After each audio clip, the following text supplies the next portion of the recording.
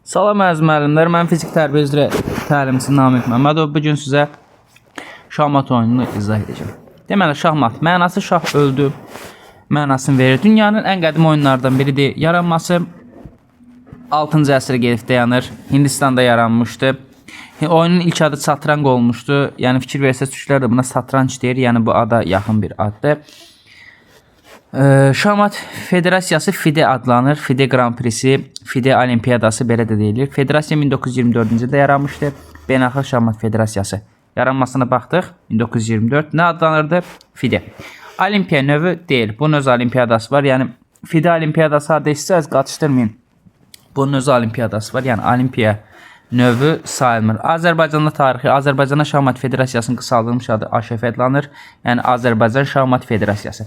Yaranması 1920-ci ilə aiddir. Yəni Azərbaycanda Sovetlər dövründə yaranmışdı. Azərbaycanda yaranması beynəlxalq federasiyadan daha qava olubdu. Ona görə 1920-də Azərbaycanda yaranıb AŞF Sovet Birliyi dövründə, 1924-də isə beynəlxalq federasiya yaradılmışdı. Azərbaycanda Şahmat Federasiyası yaradıldı. İlk dəfə Azərbaycana çempionat təşkil olunur 1934-cü ildə. Azərbaycan müstəqilliyini bərpa etdikdən sonra isə 1992-ci ildə Azərbaycanda Şahmat Federasiyası yenidən təsis edildi. Şahmat Federasiyası elə həmin ildə Beynəlxalq Şahmat Federasiyası, yəni FIDE-nin üzvü olmuşuq. 2016-cı ildə 42-ci Şahmat Olimpiyadası Azərbaycanda keçirdi, yəni Bakı şəhərində. Federasiyanın hal-hazırki prezidenti Mahir Məmmədovdur. Azərbaycan 3 dəfə davada şahmat üzrə Avropa çempionu olmuşdu. 2009, 2013 və 2017-ci illərdə. Bir il ərzində 3 FIDE şahmatçını məğlub edən həm yerimiz Teymur Rəcəbov olmuşdur. Teymur Rəcəbov 2019-cu ildə Dünya Kubokunu qazanmış ilk şahmatçımızdır. Şəhriyar Məmmədiyarov ən çox reyting halı qazanmış şahmatçımızdır. Şahmat taxtası və mərhələlər. Şahmat taxtası 64 oyunda 64 dənə, yəni taxtanın üzərində 64 dənə xana var. Bunlardan 32 dənəsi ağ rəngdədir, 32 dənəsi qara rəngdə. Yəni bunlar deyir şahmat taxtası deyəndə ümumi götürürük.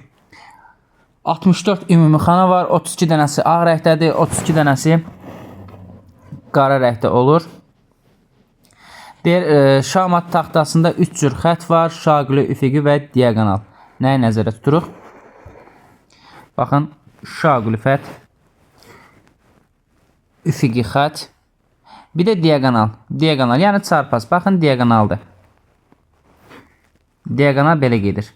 Yəni bildiyimiz çarpaz xətləri nəzərdə tuturuq. Ümumilikdə deməli oyunda, daha doğrusu taxtada 8 şaquli, 8 üfüqi, 26 dənə də diaqonal xət var. Oyun taxta lövhə üzərində oynanılır. Şahmat oyunu 3 hissədən ibarətdir. Debüt oyunun başlaması mənası verir. Debütün özünün 3 növü var. Açıq, yarımaçıq və qapalı. Necə bilə bilərik ki, debüt mərhələsidir. Debüt başlanğıc mənası verir, sözün mənası. İlk növbədə əsasən yüngül fiqurlar başlayır oyuna. Piyadalardır, atlardır. Yəni yeni başlamış mənası verir. Ona görə də debüt deyəndə nəyə nəzərə tuturuq? Məsələn, piyadalarla oyun başlayır, atlarla. Yəni yeni başlamış mənası verir. Debüt budur. Sonra digər mərhələ, orta mərhələ. Bu sözlər Alman dilindən keçmə sözlərdir. Mittelspiel. Mitte Alman dilində orta mərhələ mənası verir. Oyunun ortası adlanır. Hər iki tərəfin artıq əsas qüvvələrini hərəkət etdirməyə başlaması mənası verir. Endspiel, end sözünə yadda saxlaya bilərsiniz. End sonluq deməkdir. Endspiel deyəndə yəni oyunun sonu mənası verir. Artıq xüsusiyyəti ondan ibarət ki, taxt üzərində fiqurların sayı az olur. Fiqur dəyərlərinə baxaq. Oyunda ən zəif fiqur piyadadır. 1 xal dəyərindədir. Atdır, 3 xaldır. Fildir, 3 xaldır. Belə yadda saxlaya bilərsiniz ki, heyvanlar 3 xal dəyərindədir. Top 5 xaldır. Ən güclü fiqur vəzir hesab olunur. 9 xala malikdir. Sonsuz dəyərə malikdir desək, bu şah figurudur. Deməli, ən güclü fiqur desək, vəziri götürürük. Çünki 9 xalı var. Şah sonsuz dəyərə malikdir deyəndə isə sonsuz dəyərə malikdir deyəndə, yəni zəif fiqurdur, amma sonsuz dəyərə malikdir. Bu da şaha aiddir. Nəyə görə? Sonsuz dəyərə. Çünki bir komandanın şahı artıq uduzmuş sayılırsa, ola bilər ki, bütün fiqurlar qalsın. Şah artıq uduzursa, şah mühazirədədirsə, onu çıxarda bilmiriksə, bu nə adlanır? Şahmat. Yəni artıq məğlub olmuş sayılır. Ona görə də şah sonsuz dəyərə malikdir. Şahmat əlifbasında 8 hərf, 8 rəqəm var. Baxsaz 1, 2, 3, 4, 5, 6, 7 və 8. 8 hərf var. Soldan sağa doğru olur. Bu da rəqəmlərdir. Şaquli istiqamətdə rəqəmlər olur. Üfüqi istiqamətdə isə hərflər. Oyunun mərkəz xanası deyəndə E4, E5, yəni baxın. Bura nəzərdə tutulur. D4, D5, onun yanları, D4, D5 xanası nəzərdə tutulur. Deməli, necə oldu? 8 hərf, 8 rəqəm. Ona görə də 8 üfüqi, 8 şaquli xəttdən ibarətdir oyun. Ümumilikdə 26 dənə də diaqonaldır. Fiqurlar və gedişlər. Şahmat iki tərəfin ağ və qara fiqurlarla oynayan rəqiblərinin mübarizəsidir. Hər şahmatçının 6 cür fiquru var. 6 cür, yəni qatmayın bunu, fərqli fiqurlardan söhbət gedir. Ümumilikdə 16 dənə fiqur var. Bir şahmatçının 16, birdən sual düşər ki, şahmat taxtasında neçə fiqur var? Neçə deyəndə 32-ni götürürsünüz, çünki artıq burada ikisinin cəmi hesablanır. A komandasının və ya B komandasının cəmi 32 eləyir. Bunlardan bir komandanın payına düşənsə, yəni bax bu hissə nəzərdə tutulur. Bir komandanın, bir oyunçunun, bu da 16 fiqur eləyir. Bunlar neçə cürdür? Neçə fərqli fiqur var? 6 cür fiqur götürürük. Şahdır. Baxın, Y xanasında olur. Fərqli də ola bilər. Bu vəzirlə müəyyənləşir, çünki biri vəzirdir. Vəzir həmişə hansı rəhdədirsə, o rəhdə fiqurla oynayırıq. Daha doğrusu vəzir Y xanasındakı vəzirdir. Qara xanada olduğuna görə qara fiqur olur. Bir də nə var burada? Şah var. D xanasında da şah olur. Qara fiqur olduğuna görə. Digərində isə o fərqli olacaqdır. Yerləri fərqli olur. Çünki vəzirə görə müəyyənləşir, dediyim kimi. Vəzirin rənginə görə. Deməli, bir dənə oldu şah, bir vəzir, 2 cür. 3 top fiquru, 2 dənə top fiquru olur. Baxın, H-da və A xanasındadır. 2 dənə fil fiqurumuz var. F və S xanalarında. 2 dənə at fiqurumuz var. G və B xanasında. Bir də bizim qabaqda, yəni ikinci sıranın hamısı nələrdən ibarət yoldaşlar?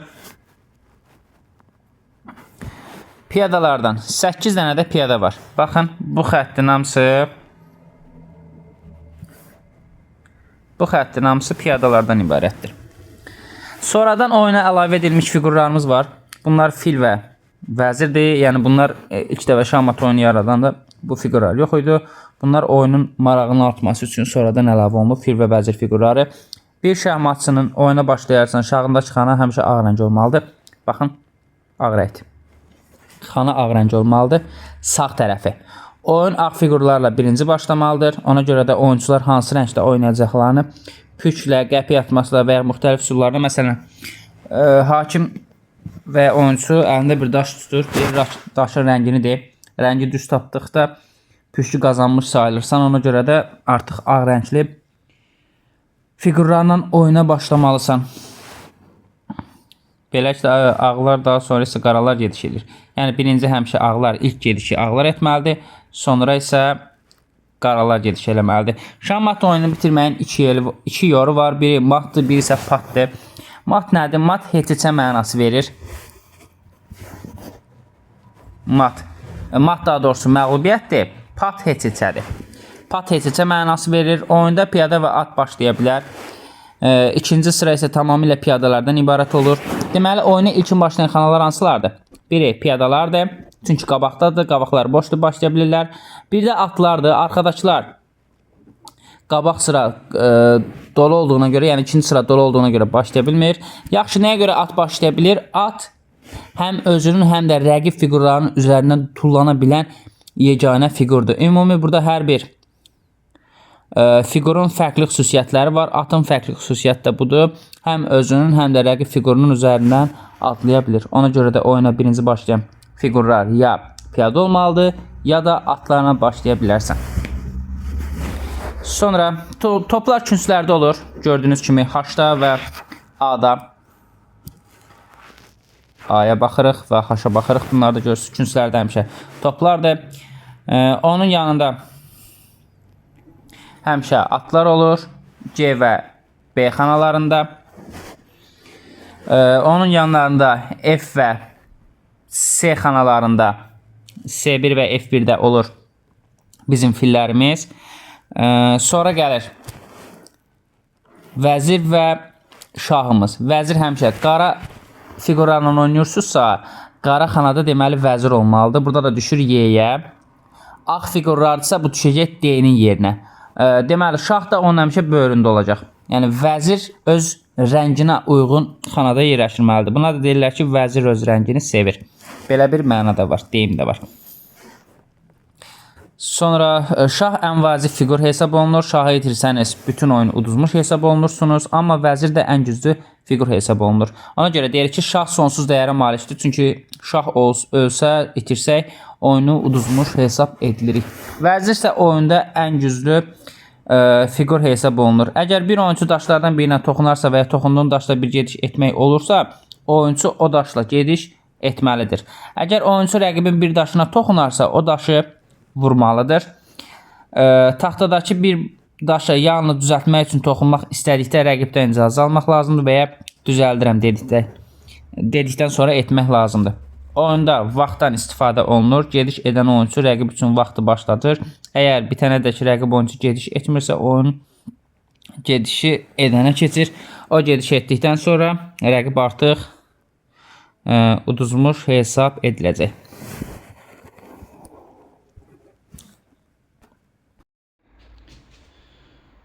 Baxın yoldaşlar, gördüyünüz kimi hər bir şahmatçının sağ tərəfi hara düşür? Ağ fiqura düşür. Rəqib tərəfdə də yeni qayda. Sağ tərəf həmişə ağ fiqura düşür. 8 şaqli, 8 üfüqi xana var. Hərflərlə nömrələnir. Buradan da şaqli isə rəqəmlərlə. Deməli, harada qalmışdıq? İlkin gediş elə bilən fiqurlar hansılardır? 1. Qabaqda olduğuna görə İlkin gediş elə bilən fiqurlarımız piyadalarımızdır. Oyunda 8 dənə piyadalar oldu. Rəqib üçün də bu keçərlidir. Bir də atlar. Digər fiqurlar öz və ya rəqib fiqurun üzərindən adlaya bilmir deyə. Məsələn, gördüyünüz kimi qabaqlarında piyadalar var deyə, yol bağlı deyə. Amma yeganə fiqur atdır ki, hər bir onsuz fiqurun öz strategiyası var, öz gedişi var, bir-biri ilə fərqlənir. At dediyim kimi öz fiqurlarını və rəqib fiqurunun üzərindən tullana bilir deyə. İlkin gediş eləyən fiqurlar dedikdə bir atlarımız, bir də piyadalar nəzərə çarpır. Gördüyünüz kimi. İndi baxaq piyadalar. Piyadaların getmə yeri. Piyada bildiyimiz kimi oyunda ən zəif fiqurdur. İkinci sırada yer alır. Burada isə ağ tərəflərdə isə 7-yə düşür. Yenə də eyni şeydir. İkinci sıraya düşür burada da. Bunların gedişinə baxaq. Deməli, piyadalarımız ancaq düzünə hərəkət eləyir. Şaqili şəkildə. Bir də ilkin gedişlərində piyada əsasən bir xana hərəkət eləyir. Sadəcə ilkin gedişində, piyadanın ilkin gedişində işlədiyi vaxt iki xanada hərəkət eləyə bilər. Məsələn, deyək ki, piyada bir xana hərəkət elədi. İstəsə bir xana, istəsə bunu iki xanada apara bilərik. Baxın, 1, 2. 2 xanada hərəkət edə bilər.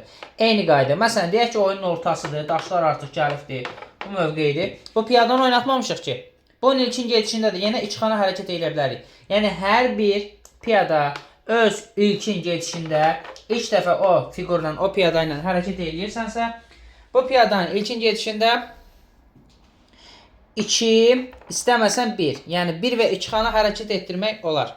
Digər fiqurlardan fərqlidir. Piyada yeganə fiqurdur ki, rütbəcə böyüyə bilir. Bir də gedişi və vuruşu fərqlidir bu fiqurun. Bu elə fiqurdur ki, keçid etdikdə vurur. Məsələn, deyək ki, fiqurun qabağına, piyadanın qabağına fiqur qoysaq, bu artıq ilişir, hərəkət edə bilmir. Deyək ki, buradadır. Gəldik. ilk gedişini gəldik. Rəqib də bunu gəldi. Artıq piyadaların ikisi də ilişdi. Tərpənə bilmirlər. Nəyə görə? Vuruşları çəpinədir. Gedişi isə şaqli istiqamətdədir. Arxaya gedə bilməz. Piyada çünki əskər rolunu oynayır. Əskərə yalnızca bir komanda verirlər ki, ancaq irəli. Deməli, gördüyünüz kimi ilişdi. Gedə bilmir. Rəqibin fiquru da. Vuranda necə vurur? Baxın, deyək ki, fiquru buradadır və ya buradadır. İrəliyə bilir. Yəni, vurarkən çəpinə vurur. Diagonal istiqamətində. Gedişi isə düzdür. Qabağı boş olduqda gedə bilir. Məsələn, getdik. Bu da getdi. Belə, irəliyə bilir. Ancaq bu vəziyyətdirsə, ilişdi qaldı. Gedə bilmir. Gərək rəqib onda diagonalında olmalıdır. Yəni, çəpin istiqamətində olmalıdır ki, o vursun, keçsin. Bir də, bu bizim damadan fərqli olaraq, bu şahmatımız. Damadan fərqli olaraq, yəni vurur belə keçmir. Bunu götürmür belə. Vurur, onun yerinə keçir. Hər bir fiqura aid da bu. Vurdu, onun yerinə keçdi. Yəni, bu qədər belə. Bu qədər sadə. Arxaya gedə bilməz. Deyək ki, arxasında daş var. Belə bir vəziyyət yaranır, fiqur var. Və ya piyada olmasın, fərqli bir fiqur olsun, top olsun. Onu belə vura bilmir. Nəyə görə? Piyada ancaq hara gedir? Ancaq irəli. Nə arxaya vura bilər, nə də gediş eləyə bilər. Sonra piyada yeganə fiqurdur ki, rütbəcə böyüyə bilir digər fiqurlardan fərqli olaraq. Buna Rapunzel trayektoriyası da deyirlər. Əgər rütbəcə böyüyə bilir deyəndə nəyi nəzərdə tutur? Məsələn, deyək ki, bura boşdur da, məsəl üçün deyək. Getdi, bura satdısa, şahdan başqa, bir də piyadanın özündən başqa istədiyi fiqura çevrilə bilir. Nəyə görə piyadaya çevrilə bilmir? Çünki piyada olsa piyadaya niyə çevrilsin ki? Nəyə görə şahı çevirə bilmir? Təsəvvür eləyin, oynayırıq. Şahı artıq tutmuşuq. Deyək ki, belə bir vəziyyətdir. Məsəl üçün.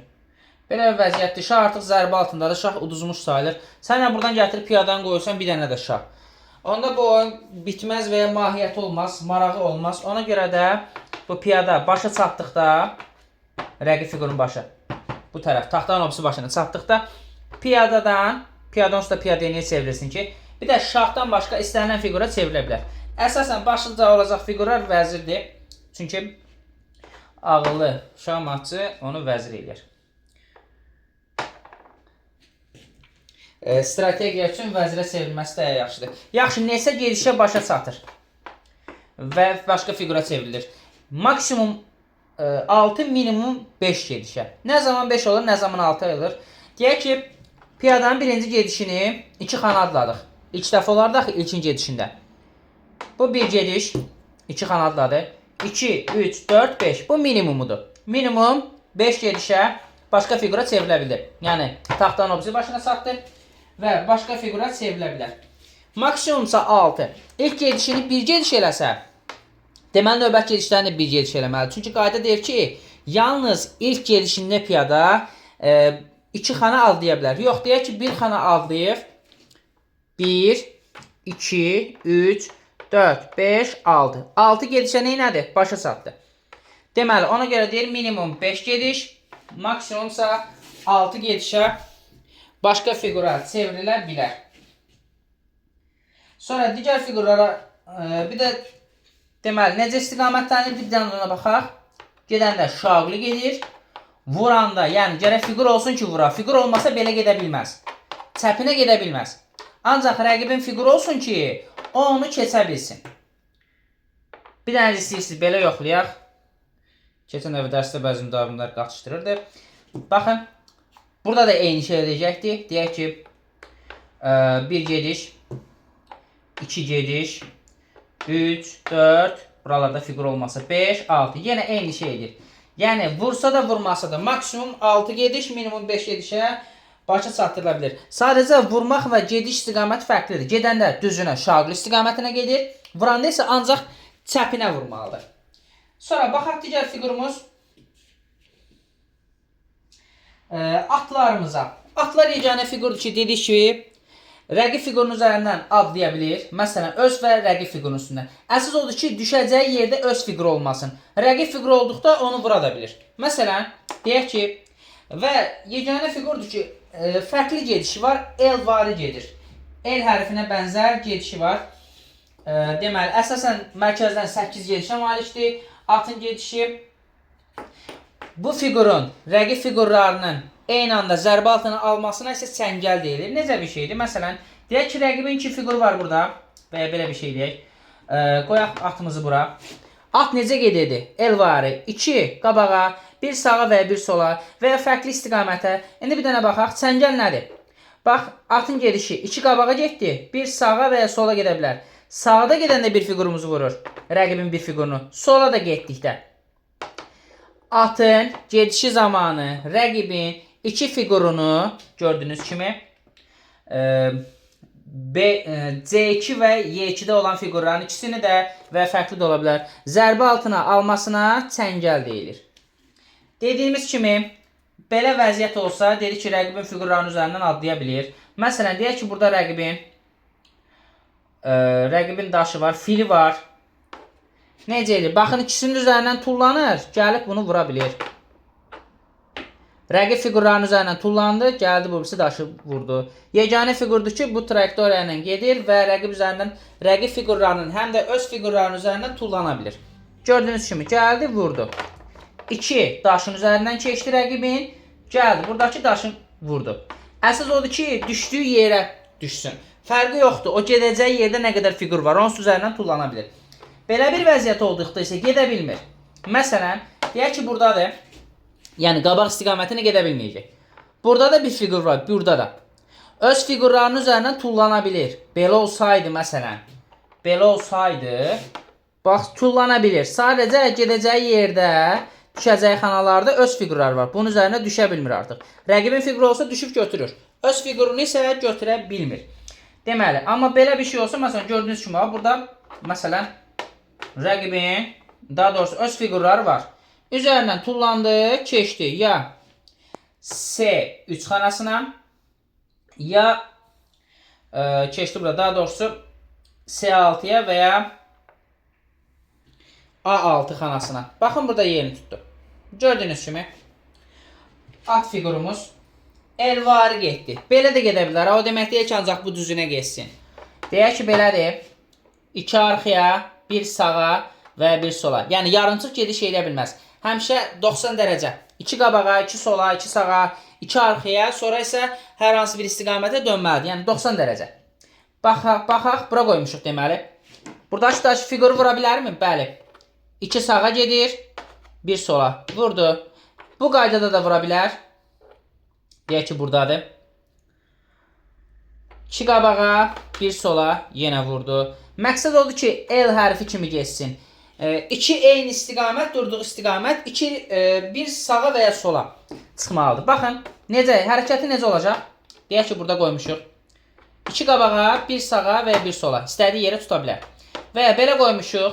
2, 1, 2, istiqamət, arxaya və ya qabağa. Eyni istiqamət arxaya da mümkündür. 1, 2, ya sağa, ya sola çıxa bilər. Qabağa da eyni tərs. 1, 2, ya sağa, ya sola çıxa bilər. Bu da bu atımızın, yenə burada gedə biləcək. 1, 2, sağa, qabağa və arxaya çıxa bilər. Əsas odur ki, L var, yəni L hərfinə oxşayan bir trayektoriya hərəkət eləsin. Sonra, digər fiqurumuz fil fiqurudur. Fil yeganə fiqurdur ki, ancaq çarpaz gedir. Bir də atda nəyi yadınızda saxlayın, bunu da deyim. At yeganə fiqurdur ki, məsələn, qara xanada deyil, növbəti gedişdə mütləq qaydada xanaya düşəcəkdir. Mümkün deyil ki, qaradadır, təzdən qoyuruq bura qara xanaya düşsün. Çünki L hərfi kimi gedir. Məsələn, qara xanadadır. 1, 2, getdi. Görürsünüzmü? Ağa düşür. Sağa da, arxaya da, qabağa da. Qabağa da, arxaya da. Hara düşdü? Ağa. Qaradadır çünki. Növbəti gedişdə fərqli rəngdə olmalıdır və ya ağdadır. Ağdadsa deməli qaraya düşəcək. Deməli, hara gedək? Deyək, bu istiqamətə getdik. 1, 2, getdik. Qabağa yenə qaraya düşür. Arxa yenə qaraya düşür. Yəni, həmişə fərqli. Ağ xanadadsa növbəti gedişində qaraya düşəcəkdir. Qara xanadadsa ağa düşəcəkdir. Məsələn, deyək ki, buradadır. Qara xanadadır. 1, 2. Sağa və ya sola. Gördünüzmü? Yenə hara düşdü? Qaradaydı. Ağlara düşdü. Və ya ağlardadır. Növbəti gedişində 1, 2. Düşəcək. Sağa da qaladı. Sola da qaradı. Bu digər istiqamətdə də belə olacaq. 1, 2. Sağa da, qabağa da qaradı. Arxa xana da qaradı. Yəni bu fiqurun gedişində A xanadadsa növbəti gedişində mütləq qaydada qaraya düşür. Qara xanadadsa mütləq qaydada A xanaya düşəcək. Sonra baxaq fillərimizə. Fillər digər fiqurlardan fərqli olaraq ancaq çarpaz gedir. O vaxt müəllimənin işə qəbulunda belə bir sual düşmüşdü. Deyirdi ki, o hansı fiqurdur ki,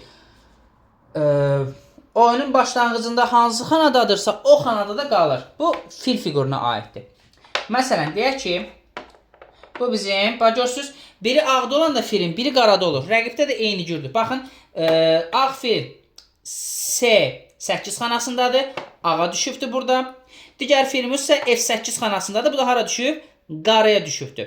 Rəqibdə də bunun fərqi olacaqdır yenə. Biri qaradadsa, biri ağdadır. Bax, burada F, ağ olur. F1, ağ xanadır. Qara fil, ağ xanada. Burada da C1. Bu hardadır? Qara fil, qara xanada. Yəni, biri ağa düşürsə, digəri avtomatik sürətdə qaraya düşməlidir. Və hansı xanada başlayıblarsa, yəni qara xanada başlayıbsa F. F-də başlayıbsa, çarpaz getdiyinə görə ancaq qara ilə oynayacaq. Yəni, bu ağ xanaya keçməsi mümkün deyil. Məsələn, baxın, çarpaz. Bu birisi nəyi xatırladır? Damada damka var. Bilmirəm, indi siz tərəfdə nə deyirlər? Hər tərəfdə bir deyim var ona. Damka. Baxın, irəliləyirəm. Ancaq qaraya düşür. Mümkün deyil ki, qara fil, daha doğrusu ağ rəngli, ağ fiqur olan qara xanaya düşmüş fil həmişə o xanada olur. Baxın, fərqli bir yer çəkə bilmir. Qaradadırsa, qaradadır. İndi gəlin digərini hərəkət elətdirək. Digər filimizi. Baxın, bu da ağdadır. C8 xanasındadır. Ağla ancaq hərəkət edir. Başqa bir yerə keçə bilirmi? Qara xanaya keçə bilirmi? Xeyr. Çünki gediş istiqaməti necədir? Diagonal. Ancaq diagonal gedir, yoldaşlar. Sonra qaldı bizim topumuz. Bir də fil istəsə bir xanada gedər, istəsə tam da gedə bilər. Yəni, məqsəd o ki, diagonal geçsin. İstədiyi qədər gedə bilər. Və necə? Çarpaz, diagonal istiqamətində. Sonra bizim var digər fiqurumuz. Toplar. Topların istiqaməti düzünə. Baxın. Getdi. Qabağa. Arxaya. Qabağa. Arxaya. Gedirmi? Düzünə. Şaqli deməli gedə bilir. Bir də üfüqə də gedə bilir. Şaqli və üfüqə gedir, çarpaz gedə bilmir. Fil çarpaz gedirdi, top gedə bilmir. Baxın, üfüqə. Üfüqə istiqamətə gedir. İstəsəm 2 xana, istəsəm 1 xana, istəsəm bu başdan o başa, istədiyim yerə qoya bilərəm. Yəni, bildiyimiz top. Məsələn, qoyduq. Necə getdi? 1 xana getdi. İstəsə 5 xana gedər. İstəsə tam gedər, axıra qədər. Neçə xana gedir? İstədiyi qədər. Bura qoyuram. İstəsə 1 xana, istəsə 5 xana. İstiqaməti necədir? Ya üfüqidir, ya da şaqli. Fil. Top kimi gedə bilmir. Top da fil kimi gedə bilmir. Ən fərqli gedən atdır. Elvarı gedir. Deməli, bunların ikisinin bir yerdə cəmləşməsinə nə deyilir? Vəzir. Vəzirin istiqaməti topun və filin strategiyasını, gedişini özündə birləşdirən fiqurdur. Oyunda ən güclü fiqur idi. 9 xala malik idi onun dəyəri. Deməli, vəzirimizin istiqaməti. Baxın, diagonal aparıram mı? Diagonal gedir. Diagonal getdi. İstəsəm necə eləyərəm? İstəsəm 1 xana qoyaram. Deməli, bu üfüqi və şaqli də gedir. Bax, deməli, belə gedə bilərmi? Belə gedə bilir. İstəsəm ağa qoyaram, istəsəm qaraya qoyaram, istəsəm belə eləyərəm, istəsəm diagonal apararam, istəsəm belə qoyaram, ağlarla diagonal gedər. Yəni, necə gedir? İstiqaməti necədir? Diagonal. Həm filimizin diagonal getdiyinə görə həm filimizin, həm də topumuzun şaqli üfüqi də gedə bilir axı bu vəzirimiz. Onların ikisinin də strategiyasını, gediş istiqamətini özündə birləşdirən fiqur vəzir fiqurudur. Həm top kimi gedə bilir, həm də fil kimi. Yaxşı, bu vəzir nə kimi gedə bilmir desə, bizə dənə at kimi gedə bilmir. Elvarı gedə bilmir. Başqa cür istədiyi kimi hərəkət eləyə bilər. Bir dənə atın gedişini özündə birləşdirə bilmir. Topun da, filin də gedişini istiqamətləndirir. Deməli, bunları gedişini gedə bilirsə, deməli, piyada kimi də gedə bilər. piyada gedəndə düzünə gedir şaqli şəkildə. Bayaq göstərdiyim kimi bu istiqamətdə. Vuranda isə çəpinə vururdu. Bu da həm onsuz da düzünə də gedə bilir, çəpinə də vura bilir. Piyadanın fərqi nədədir? Piyada vuran zaman sadəcə çəpinə gedə bilir. Amma gediş istiqaməti düzünədir. Ən dəyərli fiqur idi. Bu bizim vəzirimiz. Vəzir mərkəzdən 27 gedişə malikdir. Vəzirin bir dənə də fərqi var ki, bu atın olsa bir dənə fərqi var onda. Özünün və rəqib fiqurların üzərindən tullana bilir. Vəzir isə, nəinki vəzir, digər fiqurlar isə bunu eləyə bilmir. Ən önəmli fiqur. İndi gələk ən güclü yox, ən önəmliyə. Nəyə görə önəmli? Şahın xalı yoxdur. Ən güclü fiqur dedi ki, vəzirdir. Şahın isə xalı yoxdur. Çünki ən dəyərli fiqurdur. Şah ölsə artıq məğlub olmuş sayılır. Məsələn, deyək ki, bax, bütün fiqurlarımız qalıb.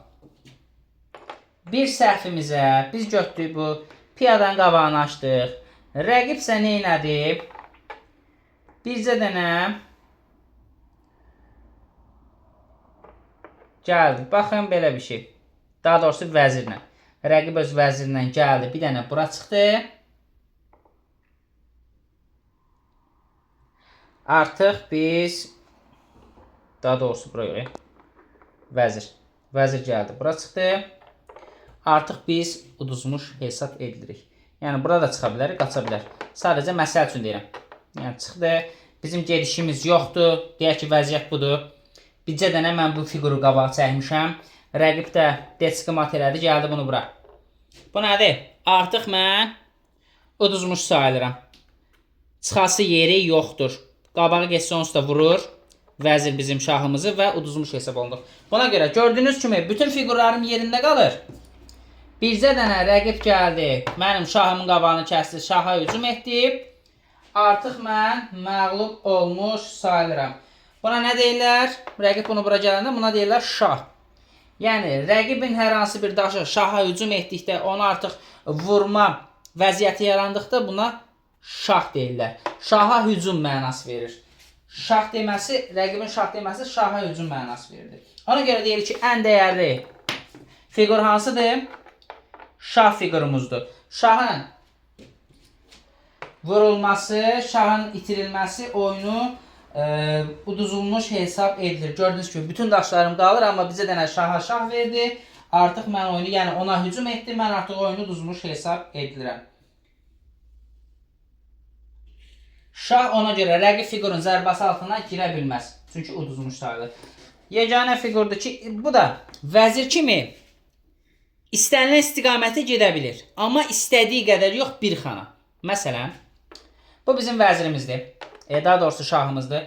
İstəsəm, amma bir xana gedir. Baxın, arxaya getdi mi? Getdi. Yanlara gedir mi? Bir xana. Yana. Üfüqi. Üfüqi. Şaqili gedək. 1, 2, 1, 2. Arxaya gedir. Gedir mi? Diagonal. 1, 2, 1, 2. Bura getdi. Arxaya çıxdı. Belə gedir. İstədiyi kimi gedirmi? Bəli.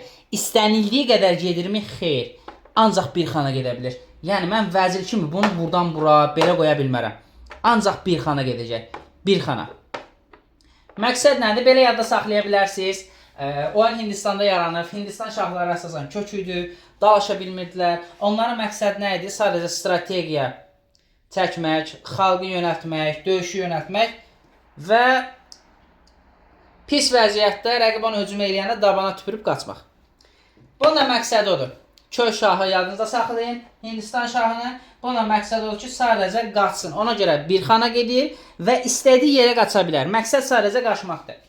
Şahı qaçmaq lazımdır ki, ölməsin. Çünki şah ölsə, oyunu uduzmuş hesab edirik. Oyunda vacib bir gediş var. Hə, bir də nəyi yadınızda saxlayın? Həmişə şahla şahın arasında bir xanaq fərq olmalıdır. Yəni, rəqib şahının. Heç vaxt şahları bu vəziyyətdə görə bilməzsiniz siz. Baxın, belə ola bilməz. Gördünüz mü? Yoxdur. Minimum bir xana fərq olmalıdır. Bu vəziyyət ola bilər. Belə gələ bilərik. Yenə bir xana fərq var. Varmı? Bəli. Belə gələ bilərikmi? Bəli var. Yenə bax, buradan gələndə bir xana fərq olur. Bura gəlsə fərq olmur. Ona görə də həmişə rəqib şahı və şah arasında mütləq qaydada bir xana fərq olmalıdır. Çevrəsində hərəkət eləyə bilər. Amma belə gələ bilməz. Gördünüz, fərq yoxdur artıq. Fərq yoxdur, fərq yoxdur, fərq yoxdur. Yəni minimum bir xana şahla şahın arasında bir xana fərq olmalıdır. Buna da deyirlər ki, şahlar görüşə bilməzlər. Bir də şahın sonluqda mübarizəsi 3 piyadəyə bərabərdir. Artıq oyunun sonuna yaxın şahın sonluqda mübarizəsi 3 piyadəyə bərabər olur. Oyunda vacib bir gediş var. Qala qurma. Bu qala qurma nədir?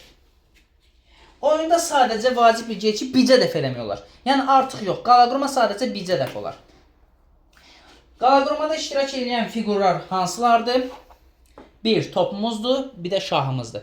Başqa heç bir fiqur iştirak edə bilmir. Qala qurma zamanı sadəcə bu iki fiqur iştirak etməlidir. Qala qurmanın özü iki yerə bölünür. Uzun qala qurma, qısa qala qurma. Deməli, şahın öz cinahından olduqda olur bu. Şahın öz cinahından. Şahın cinahı haraydı? Baxın yoldaşlar, bu vəzir cinahıdır. Bu vəzir cinahıdır. Fikir verdinizmi? Vəzir cinahından olduqda uzun qala qurma olur.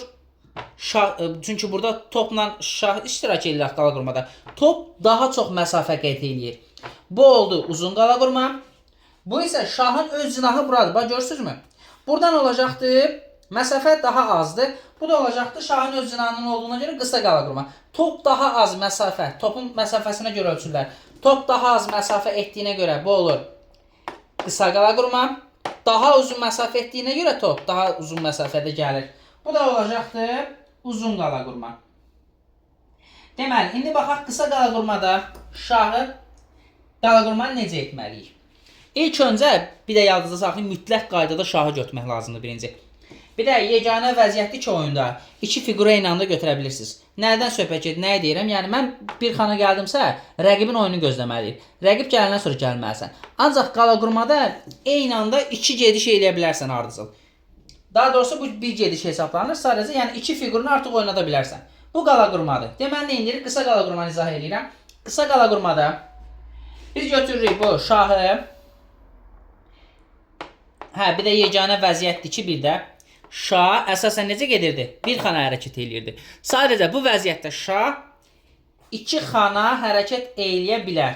Bu tərəfdən də, bu birisi tərəfdən də. Deməli, D8 xanasından və ya rəqib tərəfdə olsa D1 xanasından. D1 xanasından şahımızı götürürük, gətiririk B8 xanasına. Burada olacaq 8 olduğuna görə. Oldu. D8-dən, D öz yeridir axı. D8-dən getdik B8-ə və ya D1-dən B1-ə. Rəqib tərəfə elə düşür, çünki oradan başlayır. Burada topu da götürürük. A1-dən qoyuruq C1 xanasına. Gördünüzmü? Qısa qala qurma budur. D8-dən götürdük. B8-ə qoyduq. Şahımızı bölünə də götürürük. A8-dən C8-ə nəyə qoyduq? Topumuzu. Bu oldu qısa qala qurmamız. İndi baxaq uzun qala qurmaya. Bura boş olmalıdır. Qeyd edək ki. Buradan da nə edəcəyik? Yenə 2 xana şah uzun qala qurmanı öyrədirəm, izah edirəm. 1, 2. 2 xana gəldi mi? Birinci yenə şahı gördünüzmü? Şahı birinci oynatdım.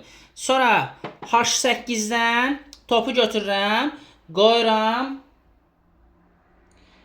Y8 xanasına və ya digər tərəfdə olacaq Y1 xanasına. Deməli, D1-dən getdik topu. Rəqib tərəfdə olsa D1 olacaqdı, onu qeyd edirəm. D1-dən getdim F1-ə. H1-dən topu götürdüm, qoydum Y1 xanasına. Bu da oldu top. Şahla topun gedişi.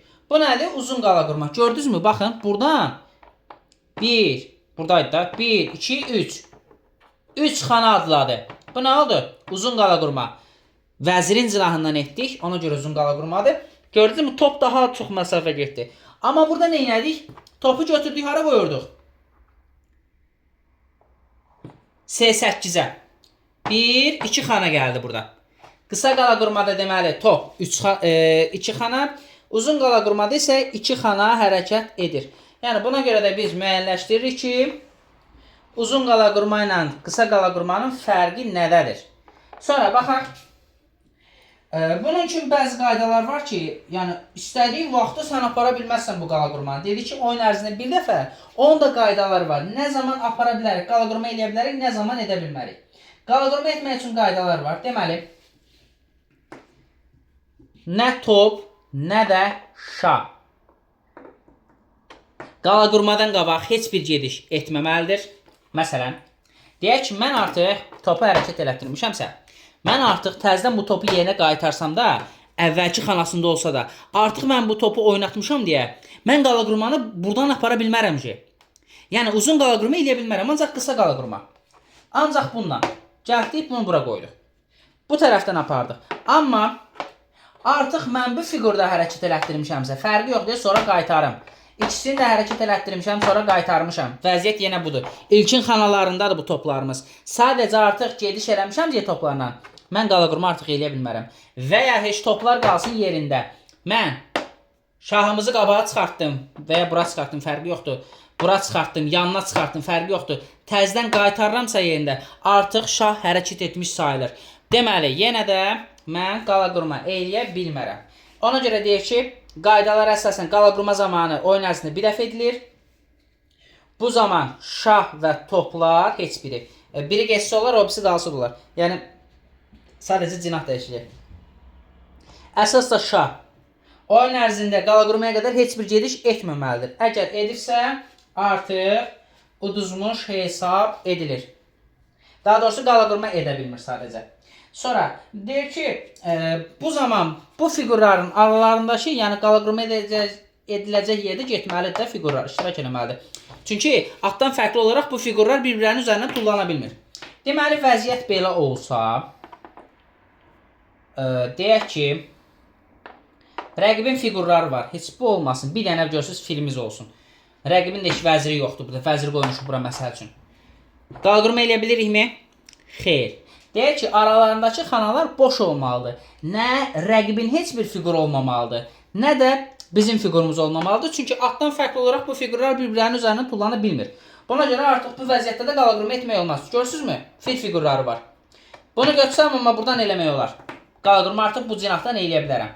Bu cinahdansa yox. Gördüyünüz kimi rəqibin figuru var. Sonra, üçüncü qayda nədir?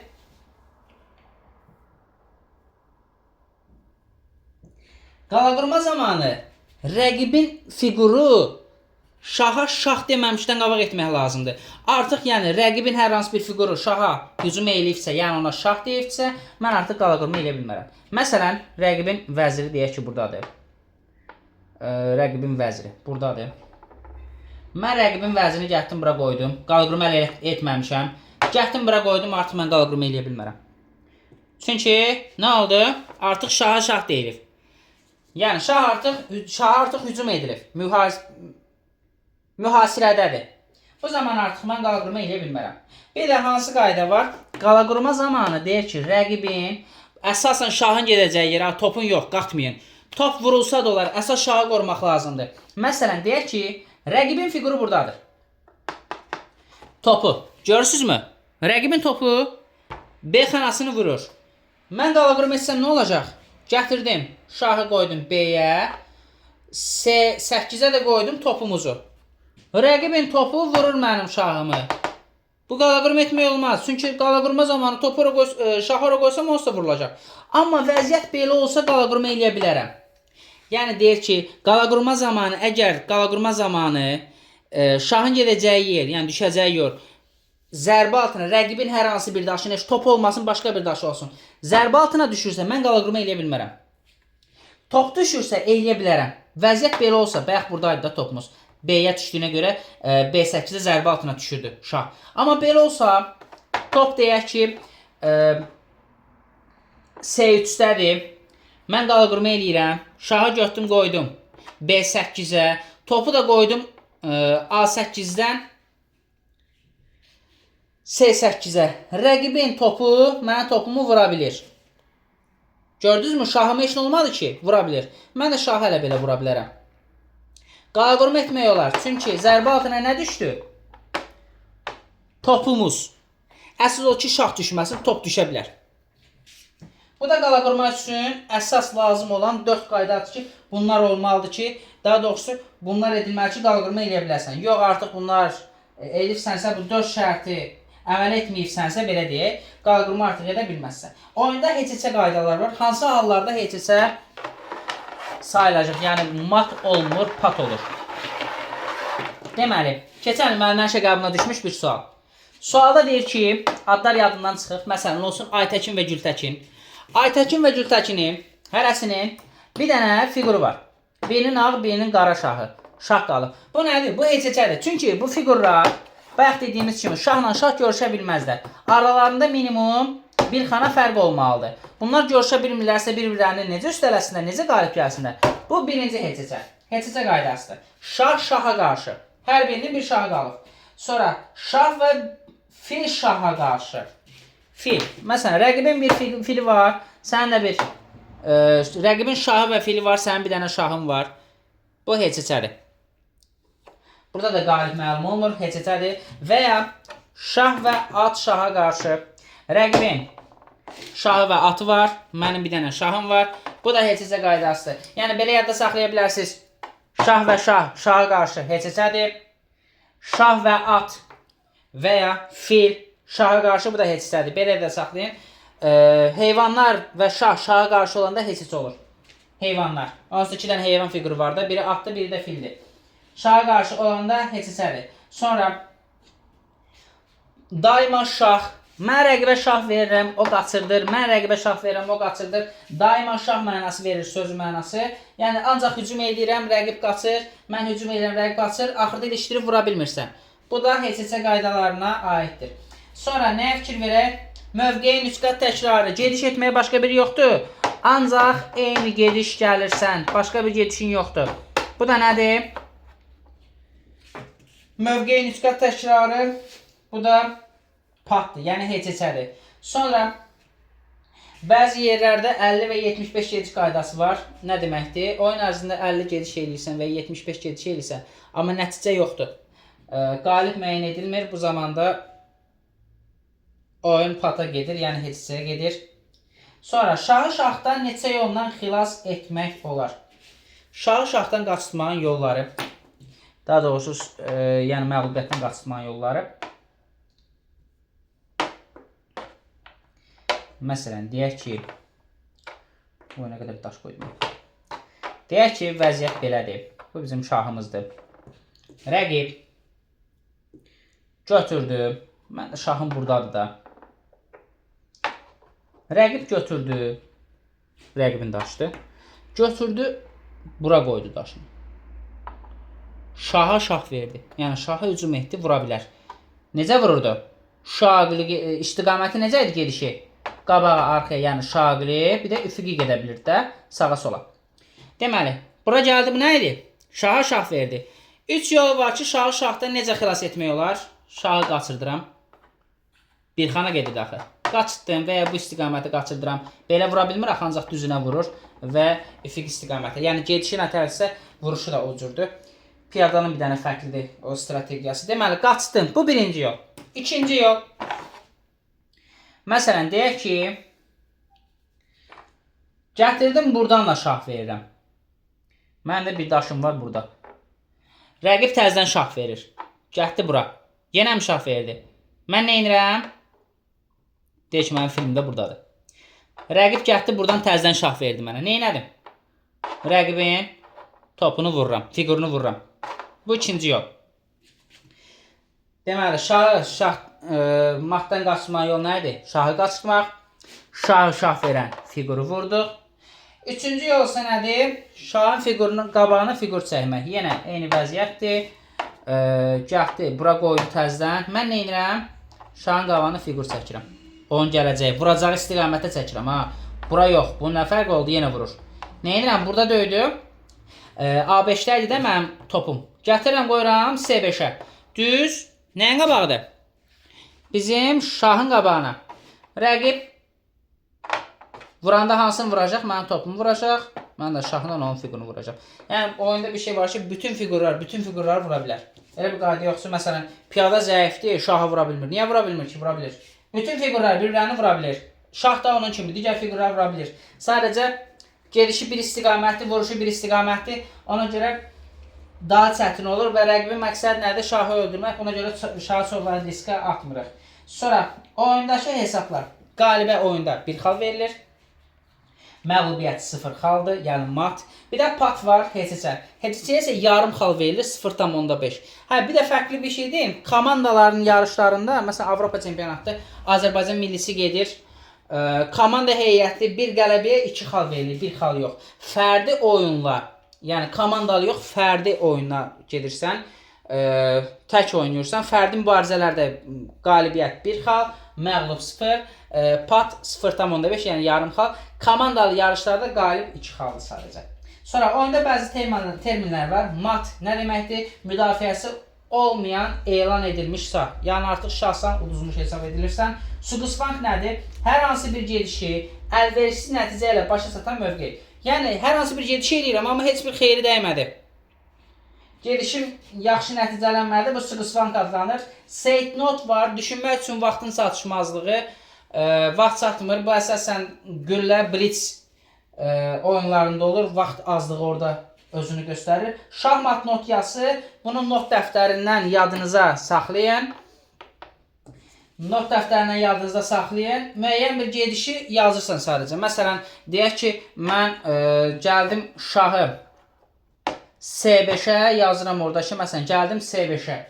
Sonra var bizim qambitimiz.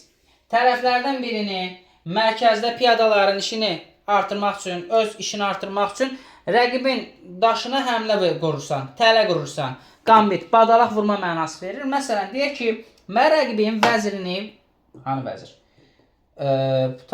Vəziri vurmaq istəyirəm. Rəqibin vəziri. Mən nə edirəm? Topumuz buradadır. Mən tələ qururam. Ən çox da istifadə olunan fiqur hansıdır? Piyadalar. Piyadanı verirəm bura.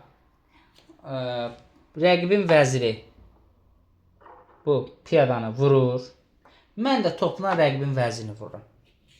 Buna nə deyilir? Gambit. Badalaq vurma mənası da vurmaq mənası da başa düşülür. Bir nəsə gambitlərimiz var. Latış gambiti var, Evans gambiti var, Stoughton gambiti var, şah gambiti və vəzir gambiti. Bu da bizim gambitlərimiz yoldaşlar. Bu qədər yoldaşlar. Hər birinizi uğurlar.